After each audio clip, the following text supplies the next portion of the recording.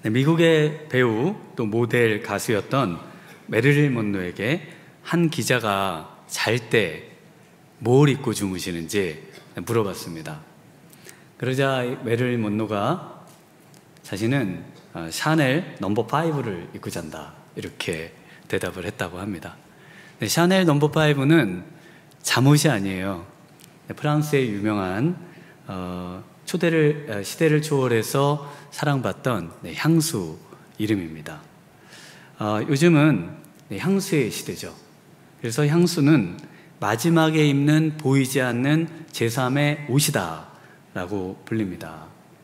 그래서 요즘은 중학생들도 올리브영에서 향수를 사고요, 또 초등학생들도 다이소에서 섬유향수를 사서 쓰는 시대가 되었습니다.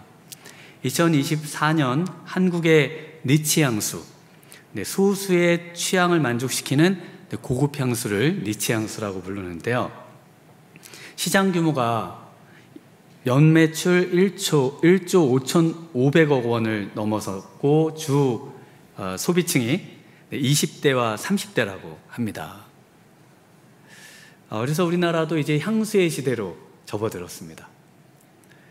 더 놀라운 사실은 세계적인 향수 브랜드 에디션 프레드리릭 말이 어렵더라고요. 이게 말이. 이 말이 이 한남동의 아시아 최초로 플래그십 스토어를 오픈했습니다.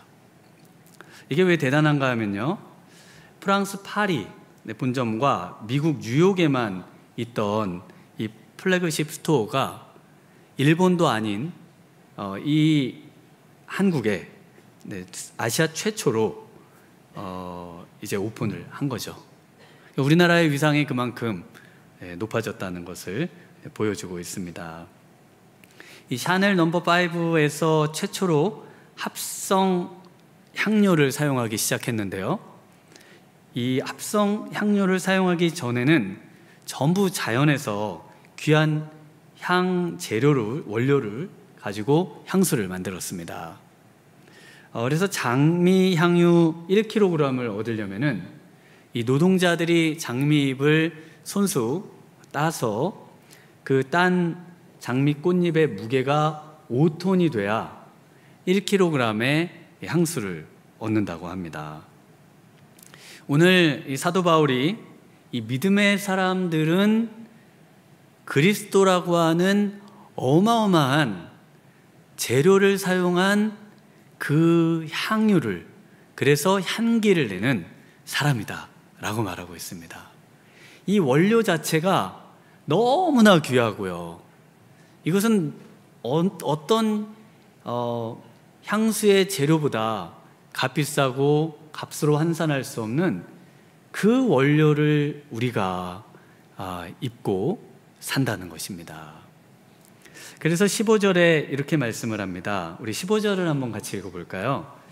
우리는 구원받는 자들에게나 망하는 자들에게나 하나님 앞에서 그리스도의 향기니. 우리는 누구에게나 이 그리스도의 향기라는 겁니다. 구원을 받는 자들에게나 교회에서나 구원을 받지 않는 자들에게나 가정이나 또 회사나 사회에서, 그 어디서나 그리스도의 향기인데요, 더 나아가서 하나님 앞에서 우리 하나님도 너무나 귀하게 보시는 바로 그 향기와 같은 존재다. 너무나 귀한 존재인데 그 원료는요 바로 예수 그리스도라는 것입니다. 우리에게는 어떠한 향기가 나고 있으신가요? 우리의 교회는 어떠한 향기를 품어내고 있을까요? 과연 우리 지금 사도 바울이 이야기하는 것처럼 그리스도의 향기가 우리에게 나고 있을까요? 먼저 우리 사람들이 우리를 보면서 당신에게서는 항상 그리스도의 향기가 납니다, 이런 소리를 들으시는 우리 미라레 성도님들 되시길 주님의 이름으로 축원합니다. 그리스도의 향기란 뭘까요? 어떤 향기를 내야 그리스도의 향기라고 말할 수 있는지 구체적으로 오늘 본문에서 같이 한번 생각해 보도록 하겠습니다. 첫 번째는 그리스도의 향기는요, 그리스도의 위로의 향기입니다. 우리 12절과 13절 말씀 함께 읽어보겠습니다. 내가 그리스도의 복음을 위하여 드로아의 이름에 주 안에서 문이 내게 열렸으되 내가 내 형제 디도를 만나지 못하므로 내 심령이 편하지 못하고 그들을 작별하고 마게도냐로 갔노라.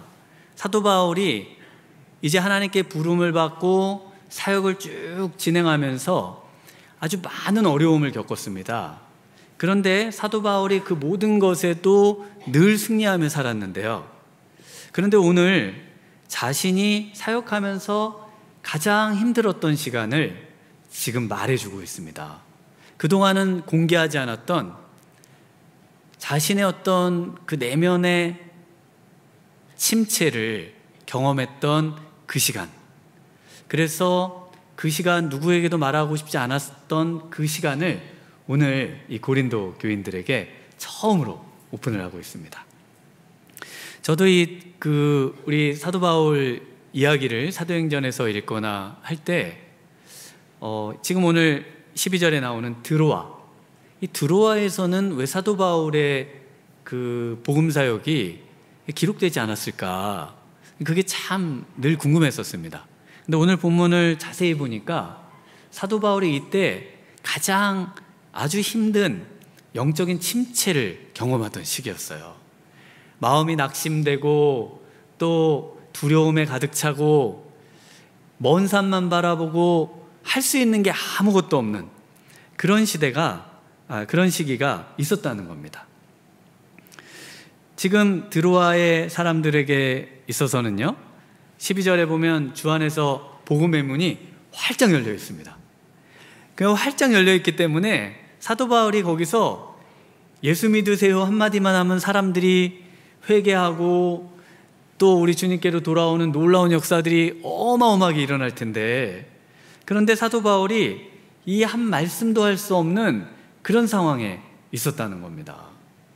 그래서 안타깝게 그런 상황에 있는 것을 보시고 우리 하나님께서 사도 바울에게 환상을 보여주셔가지고요, 거기서 마게도냐로 떠나도록 하십니다. 그 내용이 사도행전 16장 10절에 나오는데요, 바울이 그 환상을 보았을 때 우리가 곧 마게도냐로 떠나기를 힘쓰니 이는 하나님이 저 사람들에게 복음을 전하라고 우리를 부르신 줄로 인정함이로라.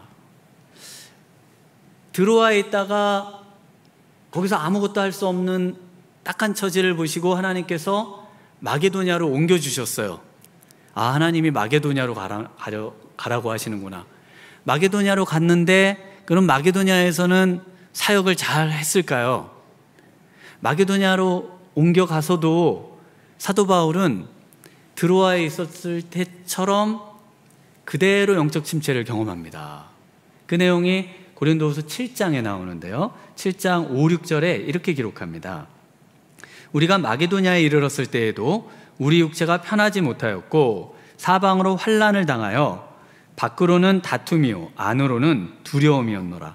그러나 낙심한 자들을 위로하시는 하나님이 디도가 오므로 우리를 위로하셨으니, 우리가 마게도냐에 이르렀을 때에도 똑같습니다. 육체도 편하지 않고 또 13절 오늘 본문에 있는 것처럼 심령도 편하지 않고 두려움으로 가득 차서 바깥으로는 전부 다툼과 또 이 환난이 있고요, 안으로는 낙심과 두려움으로 가득 차서 뭘 어떻게 해볼 수 없는 그냥 안타까운 환경에, 안타까운 처지에 놓여져 있다고 고백합니다. 그런데 언제 그러면 사도 바울이 회복이 될까요? 우리가 장소만 옮겨진다고 해서 회복이 되는 게 아닙니다. 우리에게 정말 필요한 것은 장소를 옮기는 게 아니에요.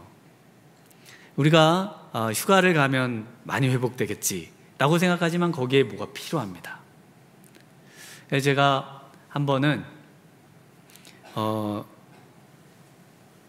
어떤 아주 힘든 분을 모셨어요. 그러다가 이제 대학원을 가면서 이분을 떠나서 이제 내가 새로운 교수님들하고 이제 공부를 잘해봐야지. 그랬더니 이 전에 있던 힘든 분의 한 10배 되는 분이 거기 계신 거예요. 내가 넘어야 할 숙제구나. 제가 그걸 그때 깨달았습니다. 우리가 장소만 옮긴다고 그래서 직장만 바꾼다고 그래서 교회만 바꾼다고 그래서 해결되는 게 아니에요. 그럼 뭐가 있어야 될까요? 하나님의 위로가 있어야 됩니다.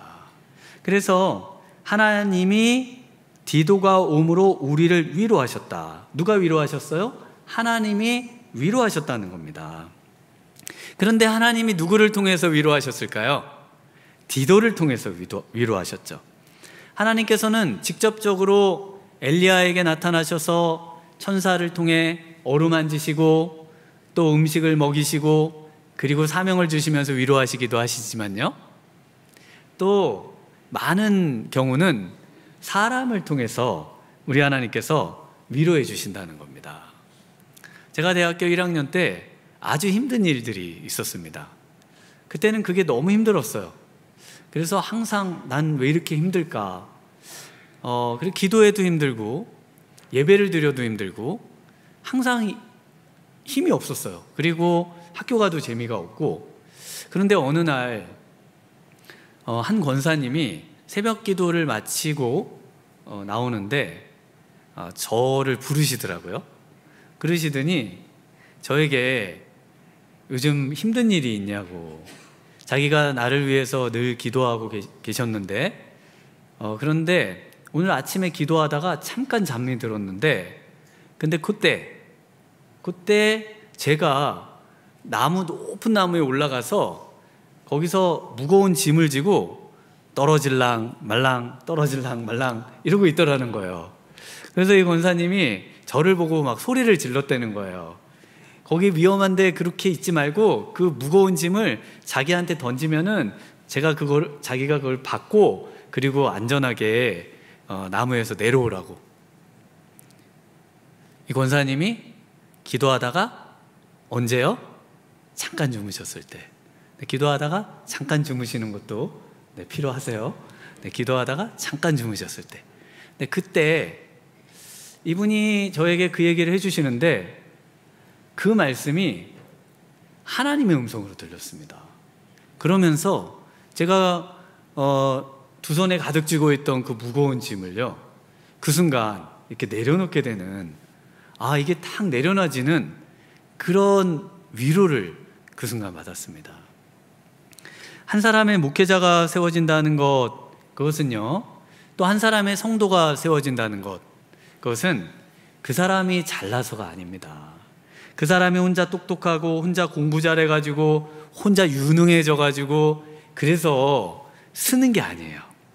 그 옆에 있는 많은 하나님의 사람들을 통해서 기도하고 힘들 때마다 위로하고 격려하고 붙들어주고 그래서 세워지는 줄 믿습니다. 그래서 교회는 어떤 곳이냐? 내 옆에 있는 성도들을 통해서 하나님의 위로를 받는 곳입니다. 내 지금 함께 신앙생활하고 있는 분들을 통해서 하나님의 위로를 많이 받는 거예요. 여러분이 위로를 받지 않고는 세상에 있는 그 사람들을 위로할 힘이 없어요. 내가 위로가 채워지지 않고서는 내 가족들에게 위로의 말을 하기가 어려워요. 그래서 우리는 정말 우리 하나님의 위로를 많이 받아야 되는데 그 위로를 내 옆에 있는 바로 우리 성도님을 통해서 위로를 받아야 한다는 것입니다. 그래서 우리 미랄교회가 먼저 하나님의 위로가 가득한 그런 교회가 되기를 주님의 이름으로 축원합니다. 위로가 넘쳐야 됩니다. 이 사도 바울이 이제 그 드로아를 그렇게 떠났잖아요. 그리고 마게도냐에서 이제 사역을 잘 감당하는 것들을 사도행전에서 보실 수 있는데, 그런데 드로아가 얼마나 마음에 쓰여요. 그래서 그 바쁜 일정 중에 3차 선교 여행을 마치고 예루살렘으로 돌아가는 길에 드로아에 일주일을 머물면서 아주 밤중까지 말씀을 전하고 사역을 합니다. 그리고 청년 유두고가 3층에서 떨어져 죽은 유두고를 살려내는 그런 기적도 행하면서 그곳에서 하나님의 놀라운 사역을 또 다시 한번 감당하는 것을 볼 수가 있습니다. 네, 그리스도의 향기는요, 하나님의 위로를 받을 때 나오는 것입니다.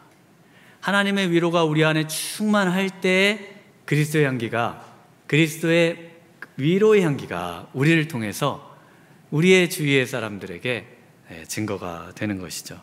그래서 교회는 먼저 하나님의 위로로 영혼들이 회복되는 곳입니다.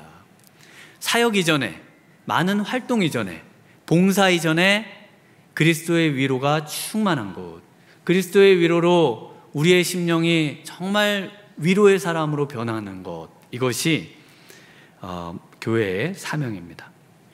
바울이 2번 드로아로 사역을 갔는데요, 저는 미랄교회의 3번째, 지금 바울보다 한 번 더 지금 사역하러 지금 와 있습니다. 처음 왔을 때가 1999년도였어요. 1999년도에 전도사로 사역을 왔습니다. 우리 미랄교회가 1996년도에 창립이 됐거든요. 그러니까 그 뒤에 이제 제가 사역을 왔는데, 1997년도에 신학교에 들어갔다가 IMF를 경험하면서 휴학하고, 하나님이 특별한 일이 아니시면 이제 신학교로 안 돌아오려고 그랬는데요, 하나님께서 이 양털 그 시험 기도응답을 주셔가지고 제가 이제 그 신학교에 다시 복학을 했습니다. 복학을 하면서 하나님께서 이제는 내 삶을 평안하게 해주시겠지, 그런 좀 약간 기대가 있었거든요. 그런데 웬걸요, 신학교에 복학하고도 거의 졸업할 때까지 그 신문 배달을 했습니다. 그래서 저녁에 12시에 나가서 새벽 6시에 들어오는 거예요. 그러니까 저녁에 일하고 그 낮에 공부를 해야 되는데, 저녁에 일하고 낮에 공부하려면은 공부가 어떠신가요? 엄청 힘들어요. 졸리고. 그래서 새벽 기도회도 잘 못 가고, 신학교에서요. 그 다음에 아침 경건에도 자주 빼먹고, 그래서 어떻게든 졸업만 하자. 졸업이 목표였습니다. 졸업이 그렇게 어려운지 몰랐어요. 그런데 설상가상으로요, 제가 신학교를 다니는 중에, 복학한 중에 저희 아버님이 암으로, 이제 IMF 때 이제 건강관리를 좀 못하셔가지고 암으로 투병하시다가 샘물 호스피스에서 이제 천국에 가셨는데요, 아버님이 돌아가셨습니다. 그래서 제가 힘든데, 너무 힘든 거예요. 정말 그 힘든 상태로 어디로 갔다고요? 미랄교회로 왔습니다. 미랄교회로. 그래서 제가 미랄교회에 있을 때 그냥 그 기도만 하면은 눈물이 그렇게 나는 거예요. 이건 내 인생은 왜 이렇게 힘든가? 뭐 내가 무슨 사역을 할 수가 있나? 하나님이 원하시지만 않는다고 말만 하시면은 나는 바로 이 사역의 길을 그만두리라. 근데 그런 마음을 갖고 있었습니다. 그런데 제가 이 미랄교회에서 위로를 많이 받았어요. 그 전도사 때 위로를 많이 받았습니다. 제가 몇 번 말씀을 드린 적도 있을 거예요. 근데 그건 그냥 정말 일부분에 지나지 않는데요, 제가 이 넥타이를 매는 걸 몰랐습니다. 저희 아버님이 가르쳐 주시긴 했는데 뭐 넥타이를 맬 일이 별로 없잖아요, 사역을 안 하면. 그래서 이제 미랄교회에 왔는데 넥타이를 맸는데 희한하게 맸겠죠. 그러니까 우리 목사님이 넥타이 매는 법을 가르쳐 주시더라고요. 그래서 넥타이를 매는데 목사님 것처럼 이쁘게 안 되는 거예요, 제가 매니까. 그래서 제가 속으로 어떤 생각을 했냐면은, 진짜 이쁘게 매는 건 안 가르쳐 주시고 그냥 나는 전도사급의 넥타이 매는 걸 가르쳐 주시는 줄 알았어요. 그래서 근데 목사님이 시범을 보여주시는 거예요. 자기 매는 거를 딱 매고 이렇게 똑같이 제가 따라하는데 항상 똑같이 안 됩니다. 왜요? 똥손이거든요. 그래서 이 손이 문제였지 목사님이 잘못 가르쳐 주신 게 아니에요. 그래가지고 제가 목사님의 이 진심을 깨달았습니다. 제대로 가르쳐 주셨는데 내 역량이 안 되는 거였구나. 제가 이제 그때 그걸 깨닫고, 근데 그때마다 항상 어려울 때마다 목사님이, 제가 이제 건강이 많이 뭐 밤에 주로 일하고 막 이랬던 전력이 있으니까, 그래서 조금만 뭐 건강에 안 좋아 보이면은 병원 가라고. 병원은 예전엔 잘 안 다녔지 않습니까? 그냥 정말 중병 들어야 가는 거라 생각했는데 맨날 병원 가라고 그래가지고 그 숙제를 맡듯이 병원 가서 검진하고 약 타오고 이랬던 기억도 있습니다. 결혼하고는 우리 부장 집사님 또 그 집사님 부부가 저희 이사했을 때 오셔가지고 다 그 주방 방바닥 다 닦아주시고요. 지금 생각해도 어떻게 그러실 수 있었나 이런 생각이 들 정도로 우리 그때 미랄교회 우리 장로님들 또 우리 성도님들이 얼마나 그 철부지 갖고 20대에 아무것도 모르는 저를 그렇게 섬겨주고 위로해 주셨는지, 우리 목사님부터 제가 정말 그때를 생각하면은 너무 감사하고 정말 그것을 늘 갚고 싶은 그런 마음이 늘 있습니다. 이 하나님이 주시는 위로를 바로 우리 성도님들을 통해서, 우리 교우들을 통해서 그걸 많이 누리라고 우리를 지금 이 자리로 불러주신 거예요. 믿으십니까? 네, 그래서 우리 미랄교회는 위로가 많은 교회입니다. 그런 바탕에서 시작된 교회예요. 서로를 위로하고 어려운 사람들을 섬겨주고 그리고 아껴주고 세워주는 그런 바탕에 선 교회이기 때문에 우리 교회는 위로가 많은 교회고요. 이 교회에서 정말 우리 성도님들이 위로를 많이 받으시는 우리 성도님들 되시길 축원합니다. 네, 우리 첫 번째 그리스도의 향기가 그리스도의 위로의 향기라면요, 두 번째는 그리스도의 향기는 그리스도의 승리의 향기입니다. 우리 14절을 한번 같이 읽어보겠습니다. 항상 우리를 그리스도 안에서 이기게 하시고 우리로 말미암아 각처에서 그리스도를 아는 냄새를 나타내시는 하나님께 감사하노라. 하나님께 감사하고 있습니다. 낙심하고 절망하고 그래서 인생에 정말 하나님이 주신 사역도 잘 감당하지 못하는 그 순간에 하나님께서 너는 아웃이야 그렇게 하질 않으시고요, 한 번 부르신 사도 바울을 끝까지 승리로 이끄시는, 끝까지 견인해 가시는 그 하나님께 지금 감사하고 있습니다. 그래서 여기에서 이기게 하신다라는 표현, 승리케 하신다라고 하는 표현은 원문 그대로 하면 개선 행렬을 의미합니다. 주보에 실려있는 그 세번역 성경에 보시면 그리스도의 개선 행렬이라고 되어 있어요. 개선 행렬이라고 되어 있는데 14절에서 16절까지가 로마의 개선 행렬을 그대로 보여주면서, 그러면서 그 행렬에서 나는 향기를 가지고 그 모습을 가지고 지금 우리가 그러한 존재라는 것을 설명해 주고 있습니다. 로마의 개선 행렬에는요 항상 향기가 있었어요. 이 티투스 개선문에 보면요, 이 티투스 개선문에 이 티투스 장군이 이제 예루살렘 성을 함락하고 AD 70년에 그리고 이제 로마로 돌아오면서 개선 행렬을 했을 거 아니에요? 그것을 기념하면서 이제 개선문에다가 그 행렬에 또 여러 전투 장면도 그려놨지만 그 행렬의 장면을 그려놨거든요. 그래서 그 행렬을 보면은요, 맨 앞에 이제 원로원과 또 행정관들이 서고요, 그리고 그 다음에는 나팔수들이 나팔을 불면서 갑니다. 그리고 그 뒤에는 전리품, 그래서 지금 보고 계시는 거에는 그 예루살렘 성전에 있던 메노라라고 불리는 촛대, 7 금촛대 모양이 새겨져 있는데요, 저 금촛대를 보고 성전에 있는 촛대가 어떤 촛대였는지를 저희가 알 수가 있습니다.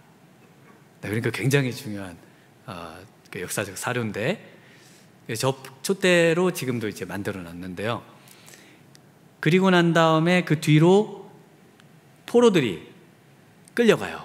그 전리품이 앞에 가고 포로들이 그 뒤에 죄수가 돼서 이제 끌려가고, 그리고 제일 하이라이트는 뭘까요? 사두마차에 탄, 백마에 탄 바로 그 개선 장군이죠. 그러면서 게선 장군에게 이제 사람들이 전부 막 꽃을 던지고 환호하고 하죠.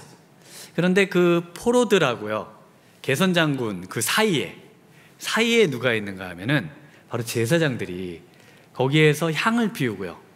그러면서 그 연기가 그 행렬에 계속 그 향기가 뿜어져 나오도록 그렇게 행렬을 진행합니다. 그러니까 이 게선 장군 앞에 이 향기로운 이 향을 피우면서 가는데, 이 향기로운 향 냄새가 곧 누구라는 거예요? 바로 저와 우리 성도님들이라는 겁니다. 이 향기는 어떤 향기일까요? 바로 승리한 장군이 승리를 기념하며 승리의 향기인 겁니다. 그래서 지금 이 승리의 행렬에 온 인류의 정말 대적이었던 사단과 또 죄와 죽음을 최종적으로 승리하시고 우리에게 승리를 주시는 바로 그 예수님의 개선 행렬에 우리는 향기와 같은 존재가 돼서요, 모든 사람들에게 이 향기를 드러내야 된다라고 지금 말하고 있는 것입니다. 그러니까 우리의 삶은 승리한 삶입니다. 믿으십니까? 우리 예수님께서 우리를 위해서 행해 주신 모든 것이 이미 승리하셨기 때문입니다. 죄에서 승리하셨고요, 사망에서 승리하셨고요, 모든 우리의 저주로부터 우리로 하여금 승리케 하셨고요, 그리고 사단으로부터, 영적 전쟁으로부터 우리를 승리케 하셨기 때문에 우리의 삶은 승리한 삶이며 우리의 삶은 승리의 향기가 나타나는 삶이어야 된다고 지금 사도 바울이 말하고 있는 것입니다. 그래서 이 승리의 향기는 누구에게 나타나는가? 우리 15절과 16절에 한번 같이 읽어보겠습니다. 우리는 구원받는 자들에게나 망하는 자들에게나 하나님 앞에서 그리스도의 향기니, 이 사람에게는 사망으로부터 사망에 이르는 냄새요, 저 사람에게는 생명으로부터 생명에 이르는 냄새라. 누가 이 일을 감당하리요?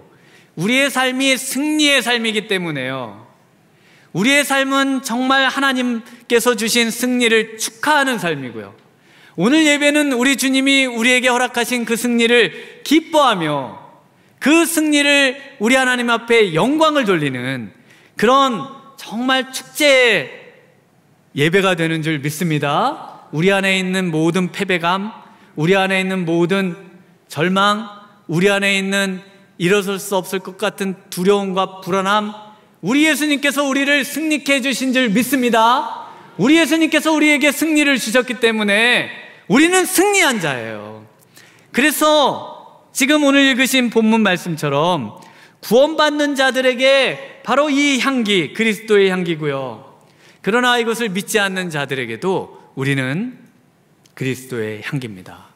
그래서 이 향기를 통해서 우리 예수님에게 굴복하고 우리 예수님을 진정한 우리의 삶의 주인으로 모시고 우리 예수님을 우리의 승리자로 믿고 따르며 나아오기를 우리가 증거하는 증거의 그런 향기가 되어야 된다는 것입니다.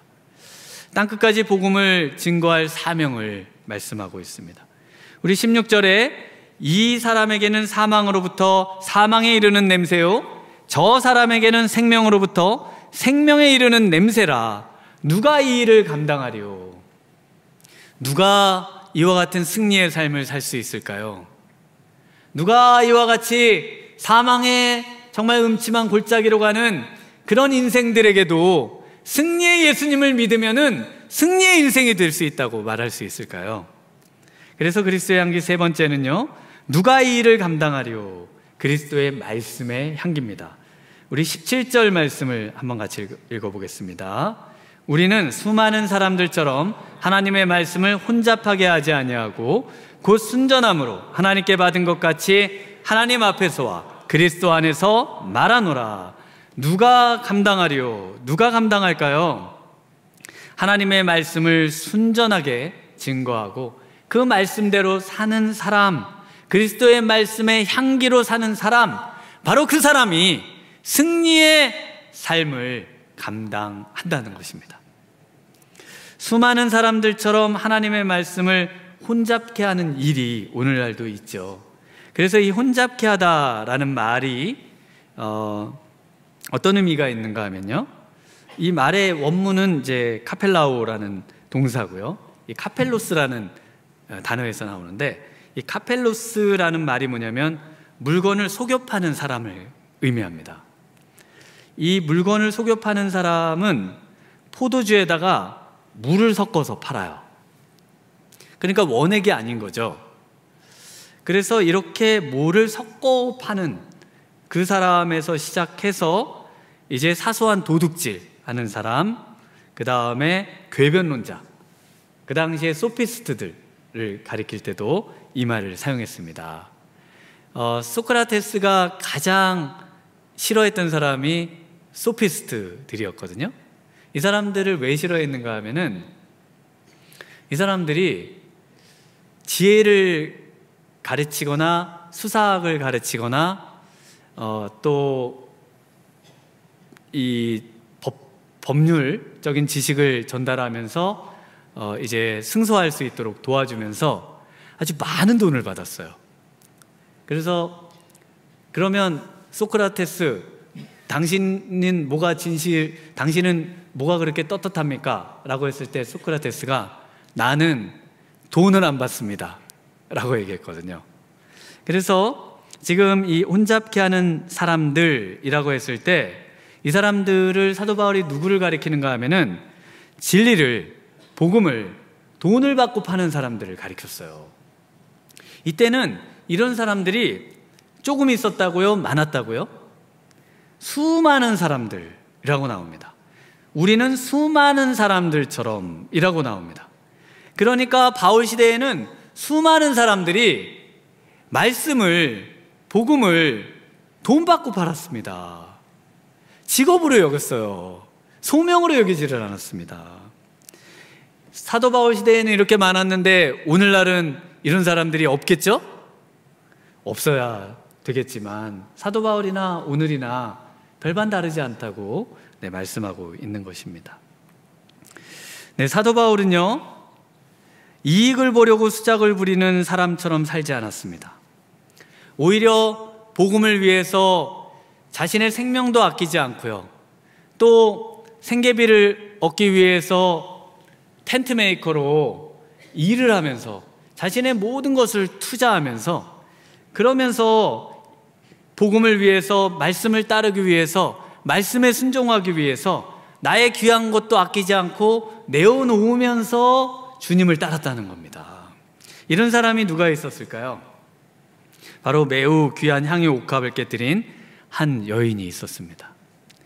그래서 이 여인이 깨뜨린 향유 옥합은요, 이 반투명 돌로 되어 있고 향유를 담기 위한 돌로 만든 그런 병인데요.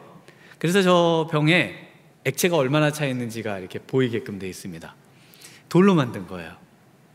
그리고 입구가 밀봉이 되어 있어서 깨뜨려야만 저 안에 있는 향유를 쓸 수가 있습니다. 그래서 향유 옥합 하면은 뭐 이따만한 단지를 갖고 와가지고 그거를 뻑 해가지고 뭐 이렇게 예수님을 부은 게 아니라, 저기 보시면 한 10cm 정도 되죠? 그 정도의 크기의 작은, 그런데 이 작은 병에 담긴 향유의 값은요 300데나리온이라고 나옵니다. 오늘로 환산하면은 한 3천만 원 정도 되는 그런 아주 귀한 향유를 우리 예수님의 머리에 갖다 부었습니다. 왜냐하면 우리 예수님에게서는 가장 향기로운 향만 나야 되니까요. 우리 예수님에게서 다른 안 좋은 향이 나면 안 되니까요. 우리 예수님이 십자가에 죽으셔서 정말 그 육체가 썩어가는 냄새가 나는 것을 참을 수 없으니까요. 그러니까 내 인생을 들여서 내가 그토록 아끼고 소중하게 보관했던 이 향유값을 깨뜨려서 예수님의 머리에 부었다는 것입니다.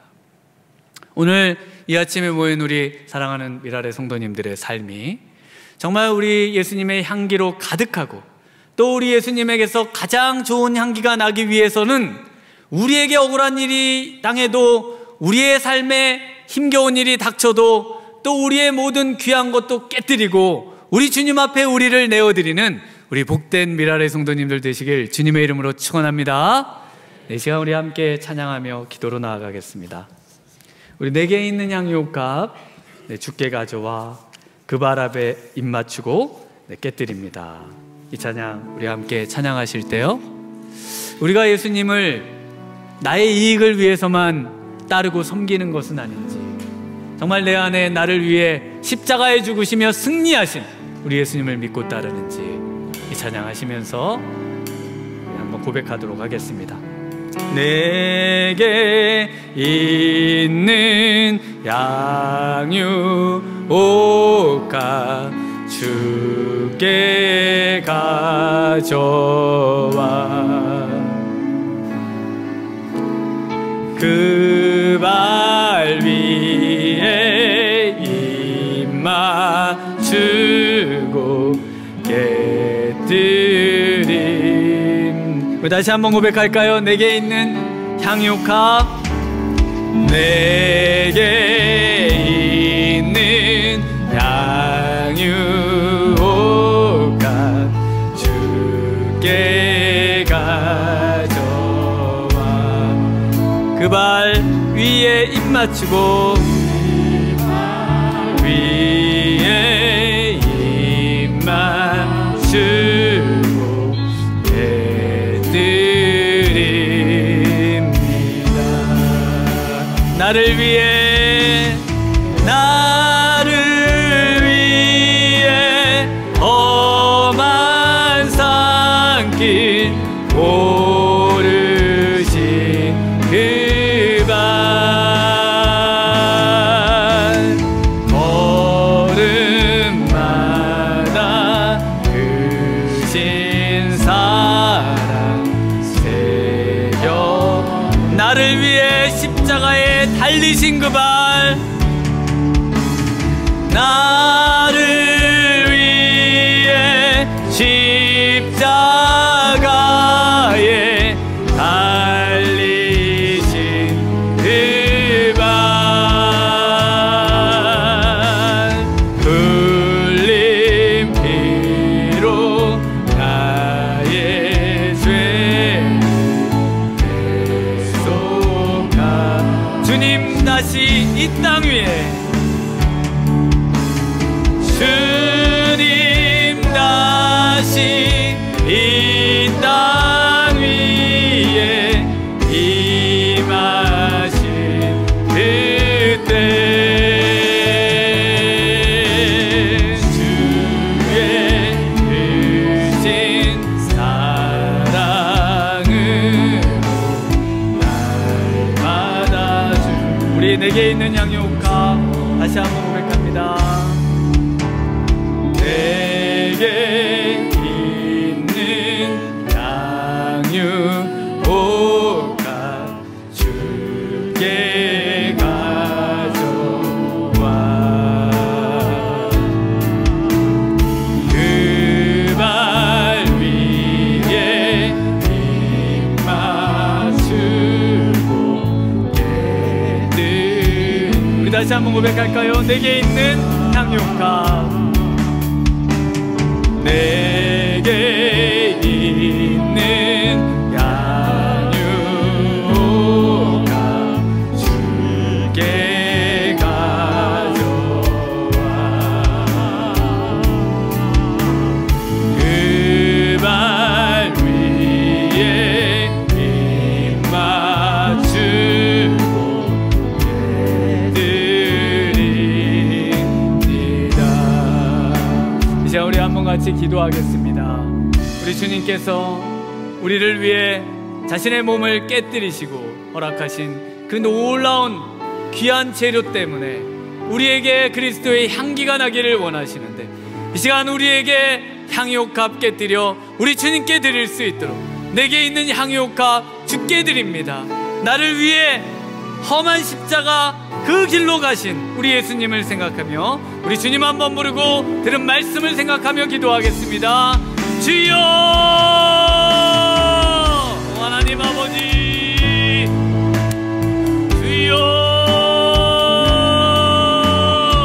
오 주님, 주여 영광 놀라운 향기가 하나님 나를 통해 나아가길 원합니다. 하나님 아버지, 내 삶에 나의 주위의 사람들에게 주님의 놀라운 위로의 향기가, 주님의 놀라운 긍휼의 향기가, 주님의 놀라운 사랑의 향기가, 오 하나님, 정말 우리에게 그리스도의 향기가 있게 하여 주옵소서. 우리를 패배케 하고, 우리를 좌절케 하고, 우리를 꼼짝 못하게 하고 더럽게 하는 모든 것이 예수 그리스도의 놀라운 십자가의 능력으로, 우리 예수님께서 허락하신 놀라운 그 하나님 나를 위한 사랑으로 하나님 넉넉히 이기며 승리하는 승리의 향기의 사람이 되게 하시고, 오 하나님 아버지, 정말 주님의 말씀을 하나님 따라 사는데 필요한 것이 있다면 우리의 향유값도 깨뜨리고, 우리 주님을 위해 복음에 하나님 정말 말씀 따라, 하나님 사명 따라 주님께 영광 돌리며 나아가는 하나님 복된 저희들 될 수 있도록 하나님 아버지, 우리 안에 있는 향유값, 우리의 심령의 귀한 것들을 깨뜨리며 주께 나아가는 복된 인생 되도록 주님 축복하여 주시옵소서. 이제는 우리 구주 예수 그리스도의 은혜와 무한하신 하나님 아버지의 극진하신 사랑하심과 성령님의 충만하신 은혜가 오늘 이 시간 예수 그리스도의 놀라운 은혜로 그리스도의 향기를 마음껏 뿜어내어 우리 주님을 기쁘시게 하고, 더 나아가 우리의 향유값 깨뜨려 우리 주님을 영원롭게 하기 원하는 이곳에 모인 모든 사랑하는 성도님들 위해 지금으로부터 영원토록 함께 있을지어다. 아멘.